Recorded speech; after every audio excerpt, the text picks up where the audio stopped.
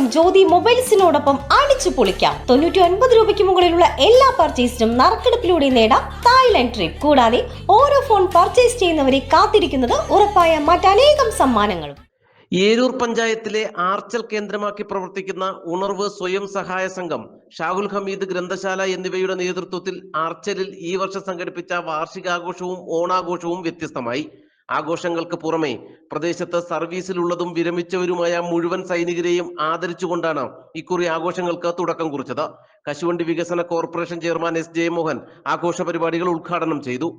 ഉത്ബോധനാശം വരുത്താൻ വേണ്ടി വരുമ്പോൾ എൻ്റെ ജീവനക്കാൾ വലുത് എൻ്റെ രാജ്യമാണ്, എൻ്റെ രാജ്യത്തെ ജനങ്ങളാണ് എന്ന് കണ്ടുകൊണ്ട് ജീവൻ ബലിയർപ്പിച്ച് അതിർത്തികളിൽ അപ്പുറത്ത് മിസൈലും തോക്കുമായി നിൽക്കുന്നു, ഇപ്പുറത്ത് കാവൽ നിന്നും മഞ്ഞുകട്ടകളുടെ മുകളിലിരുന്നും ഒക്കെയാണ് നമ്മുടെ രാജ്യം രക്ഷിക്കാൻ ജവാന്മാരായിട്ടുള്ള ആളുകൾ ജീവൻ പണയം വെച്ച് തന്നെ പോരാടിക്കൊണ്ടിരിക്കുന്നു. ആ ജവാന്മാരായിട്ടുള്ള ആളുകൾക്ക് വേണ്ടത്ര പരിഗണനയുടെ കാര്യം ഇവിടെ പറയുന്നത് കേട്ടു. അതിൽ കുറവുണ്ട്. ജവാന്മാരായിട്ടുള്ള ആളുകളെ പുതിയതായി പട്ടാളത്തിലേക്കും മറ്റുമെല്ലാം എടുക്കുമ്പോൾ ഇന്ന് ഇവർക്കെല്ലാം സർവീസിൽ നിന്ന് വിരമിച്ച് വരുമ്പോൾ കിട്ടുന്ന ഒരു പരിരക്ഷ പോലും കൊടുക്കാൻ തയ്യാറാകാതെ കരാർ ജീവനക്കാരാക്കി പട്ടാളക്കാരെ എടുക്കുന്ന ഒരു നിലയിലേക്ക് നമ്മുടെ രാജ്യം പോവുകയാണ് എന്ന് പറഞ്ഞാൽ എങ്ങനെയാണ് രാജ്യത്തിൻ്റെ സുരക്ഷിതത്വം ഉറപ്പാക്കുന്നത്?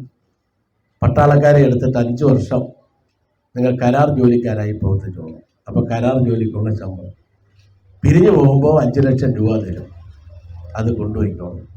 പിന്നെ എങ്ങനെ ജീവിക്കും എന്ന് പട്ടാളക്കാർ ചെറുപ്പക്കാർ ചോദിച്ചപ്പോൾ പിന്നീട് എങ്ങനെ ജീവിക്കണം എന്ന് ചോദിച്ചാൽ നാട്ടിലൊക്കെ ഏതെങ്കിലും പാർട്ടി ഓഫീസോ ഏതെങ്കിലും ചില സംവിധാനങ്ങൾ ഉണ്ടെങ്കിൽ അവിടെ സെക്യൂരിറ്റിക്കാരായിട്ട് പോയി ഇന്ന് വേണമെങ്കിൽ ജീവിച്ചോളൂ എന്ന് പറയുന്ന ആളുകൾ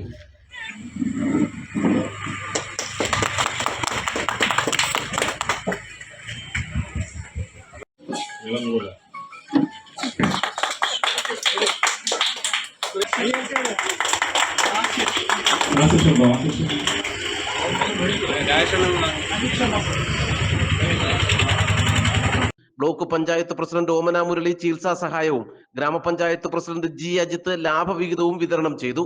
ഓണക്കിറ്റ് വിതരണം, വിവിധ മത്സരങ്ങളിൽ വിജയിച്ചവർക്കുള്ള സമ്മാനദാനം എന്നിവയും നടന്നു. ഗ്രന്ഥശാല പ്രസിഡന്റ് ടി അജയന്റെ അധ്യക്ഷതയിൽ നടന്ന ചടങ്ങിൽ secretary S Udayan, president R P Ajikumar, മുൻ ബ്ലോക്ക് പഞ്ചായത്ത് അംഗം കെ രവികുമാർ തുടങ്ങി നിരവധി പേർ പ്രസംഗിച്ചു. നാട്ടുവാർത്ത, ഏരൂർ.